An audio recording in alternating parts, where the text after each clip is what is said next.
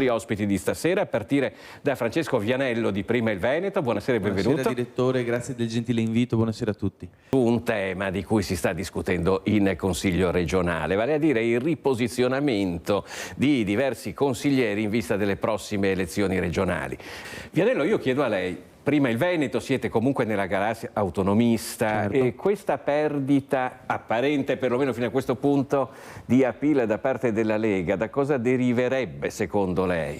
Ma secondo noi la Lega ha affrontato un lungo e penosissimo processo di metamorfosi politica che, come nel libro La metamorfosi di Kafka, l'ha trasformata progressivamente da un partito indipendentista, un partito che voleva essere un sindacato di rappresentanza delle istanze del Nord, con il passaggio poi della segreteria da Bossi a Maroni e poi infine da Maroni a Salvini. Il disastro si è compiuto perché è diventato un partito nazionale, un partito praticamente romanocentrico. Infatti si parla della Lega come di una barca alla deriva senza timone, le tante facce, no, di una Lega che è centralista a Roma, dove fa assumere 3.000 nuovi dipendenti pubblici, meridionalista quando vorrebbe il ponte sullo stretto di Messina, e poi finta autonomista in Veneto quando sventola beffardamente la bandiera dell'autonomia in faccia ai veneti per confonderli a ridosso delle elezioni come le ultime europee che ci sono state, e quindi finge di portare avanti l'istanza autonomista che invece ha affossato con la legge Calderoli, che l'ha trasformata invece nella pallina del flipper destinata ad essere sballottata di qua e di là fra decine di commissioni ed enti per poi tornare sempre sistematicamente al punto di partenza come nel gioco dell'oca. Adesso mi sembra di assistere al solito calciomercato dei mercenari della politica, ma non è un fenomeno nuovo questo. Negli ultimi 20 anni abbiamo visto moltissimi esponenti della Lega, della vecchia Lega Nord, fare tantissimi salti della quaglia in regione o in Parlamento, passando prima con Forza Italia e ora con Fratelli d'Italia. Mi chiedo con che faccia potranno mai presentarsi all'elettorato veneto, dopo aver sostenuto per decenni l'autonomia e l'indipendenza del Veneto, andare a finire in dei partiti romanocentrici e centralisti come le sorelle romane, appunto, e Forza Italia. Vianello, ho visto che lei seguiva con un certo interesse questo dibattito. Prego. Sì, vede, anche noi di Prima il Veneto siamo un movimento che ci collochiamo in una posizione dichiaratamente di antisistema, proprio perché noi riteniamo fallimentare la conduzione di qualsiasi attività politica gestita in modo centralizzato e opprimente e asfissiante da Roma. Cioè, se ben vi ricordate, già i padri fondatori, i padri costituenti della Repubblica Italiana prevedevano, anzi auspicavano, la possibilità di delegare alle regioni ampie autonomie locali, decisionali su questioni importanti e immediate, e quindi prevedevano la possibilità del federalismo, di una riforma federale.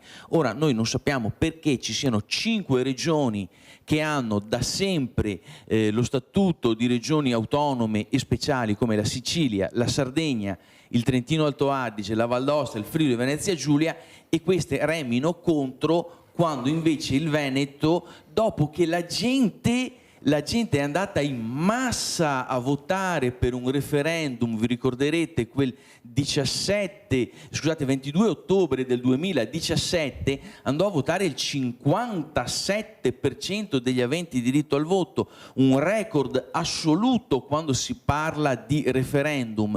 Gli ultimi referendum a malapena hanno raggiunto il 25, il 27%, forse al massimo un 30%, per cui la gente in Veneto è andata a votare. nazionale.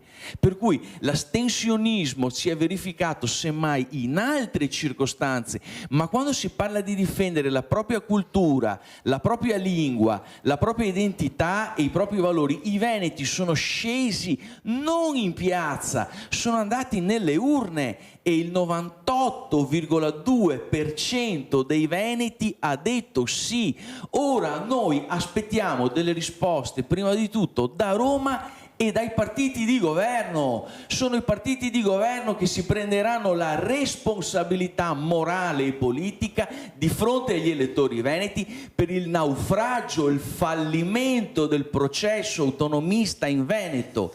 Noi di Prima il Veneto domani pomeriggio saremo in piazza Ferretto a Mestre con il nostro gazebo legalmente autorizzato e parleremo di queste questioni di politica nazionale e anche di questioni di politica locale, come per esempio il problema della criminalità, del degrado dilagante e delle tonnellate di sostanze stupefacenti che vengono vendute a Mestre, davanti alle scuole e in ogni luogo dove sia possibile. Vianello lei conosce bene questa vicenda, visto che comunque di Mestre. Sinceramente ne ho sentito parlare alcune volte, però non ho mai avuto modo di approfondire. Io sono un ecologista, io difendo l'ambiente e sostengo la necessità di sostituire le energie da prodotti derivati fossili con energie rinnovabili. Qui mi sembra che si tratti solo da definire in che posizioni... No, è stata definita la posizione in aree verdi che erano utilizzate come aree agricole. Sostituiamo il verde con il green, allora. Sì, no, questo è diciamo che il paradosso di questa vicenda. Sì, purtroppo è vero. Per fare delle politiche green praticamente si levano le ultime aree. Si tagliano gli alberi per mettere i pannelli fotovoltaici. Speriamo che non succeda, insomma, dai, cioè, abbiamo tanti bravi amministratori locali, abbiamo fiducia. Associando una carta di identità. Il fatto è che i giovani sono la fascia più debole e più fragile della nostra società e sono sotto il tiro incrociato di una propaganda. Ma perché non ne sanno neanche riconoscere i pericoli? Sì, sono bombardati da aziende che fanno pubblicità e che fanno numeri, fanno fatturato, fanno economia. Tutto interesse che invece venga consumato esattamente, social, non fermato. Esattamente, perché tramite i social tu induci dei bisogni, delle necessità. Ma siamo diventati, direttore, una società di tossicodipendenti, possiamo dirlo, da compulsivi, da social network, da esibizionismo, narcisismo, fotografarsi in mutande, fotografarsi il derettano sotto la doccia, quello che hai mangiato, quello che hai defecato, se hai dormito bene, se hai dormito male. Cioè, vedi che la gente ormai non relaziona più, diciamocelo chiaramente, siamo una società, ma abbiamo voluto esserlo. Una società che è diventata tossicodipendente, gestita da Zuckerberg, gestita da Elon Musk, da tutte le grandi multinazionali che ci profilano, che ci inducono nuovi bisogni e che acquisiscono soprattutto un incessante fiume di dati da parte delle nostre attività e quindi sanno tutto di noi, sanno come presentarci i prodotti da vendere.